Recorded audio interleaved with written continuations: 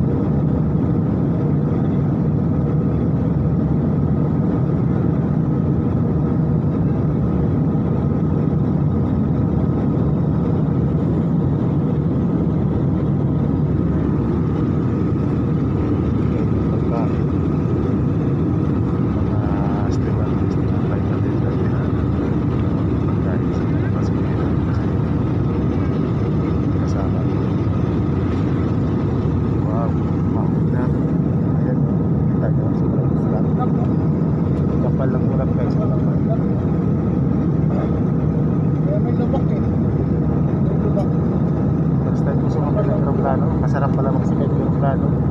Sa Ferris wheel, takot ako sa Ferris wheel, pero sa aeroplano first time, sobrang taas, pero kinaya ko yung lula. Ayan o. Kaya kung napapansin nyo guys, yung sa baba maliliit na ng mga bahay. Sa Ferris wheel guys, nahihilo ako, pero sa aeroplano wala. Ayan o, ang ganda ng lugar. Sana guys, support na to yung channel ko. Kasi yung channel 23 punta ng probinsya, nawalan na ng trabaho sa Maynila, mag-araro na lang daw siya sa probinsya.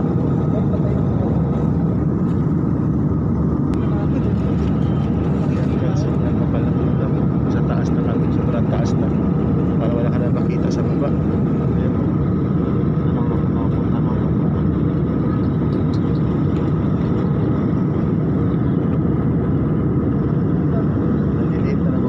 sa baba.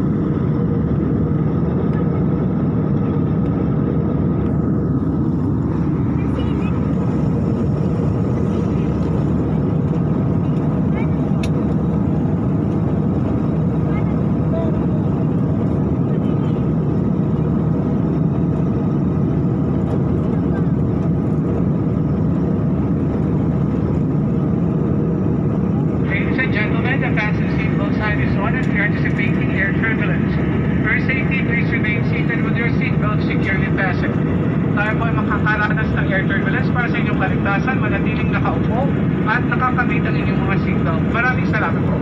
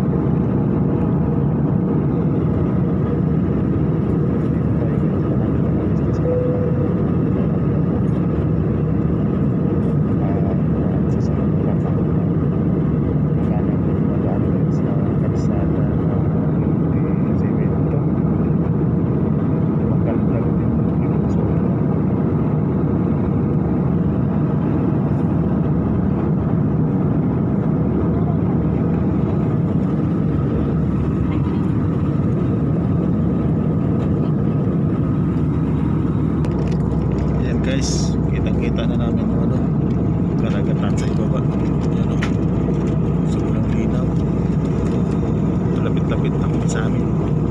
Kunting usad na lang, Roa City na. See you soon, Rojas. Wow, ganda talaga ng tanawin sa taas. Ayan, linaw ng dagat.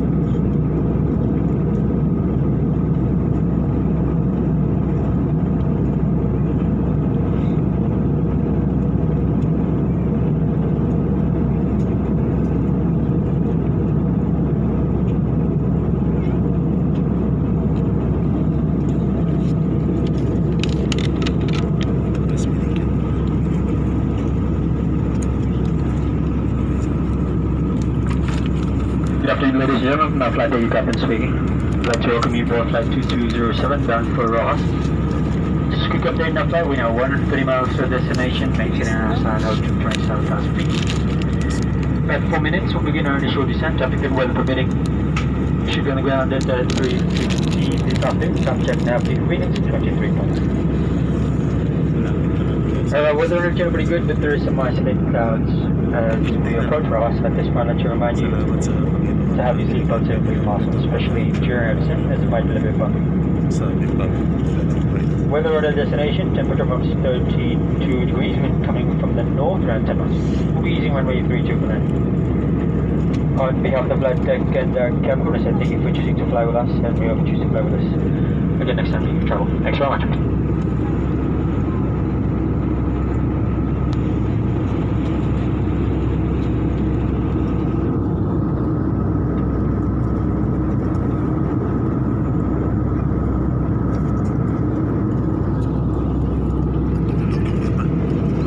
si Butikon. Kaway-kaway ka naman, Butikon.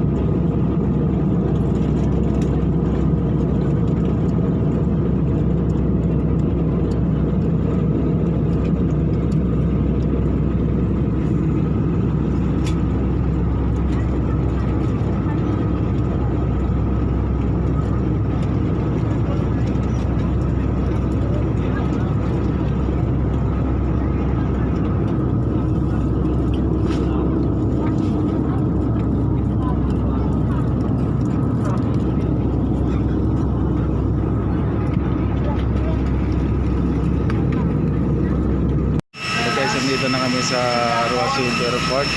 Kakarating lang namin, kakalapag lang ng eroplano. Ito, ano na kami, orient na po kami ng LGUs dito ng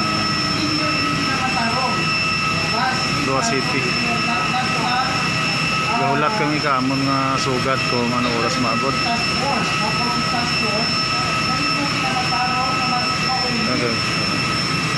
Sa probinsya ng Katawan. Kasi man sa sini na programa ang banyak politika program. Dalam ato gobyerno provincial ay araman na bulig sa aton para May bulig daw. Ay? May bulig. Tulong. Saan? ay Manila, no? So, grabe away. Dinalaktan na pamumunika. Grabe, isa na ko yung sa kalimata. May ako sa Facebook. Bukod sa pagpakita. So, man sa inyo. Matagos mo na sa programa. Salamat sa Panginoon nga nakaabot kami sa ligtas diri sa amon nga lugar. Kung sabihin kan ako nagdako. Buwan ang gobernador, Mamay Contreras, na hindi ka mo pagpatulong.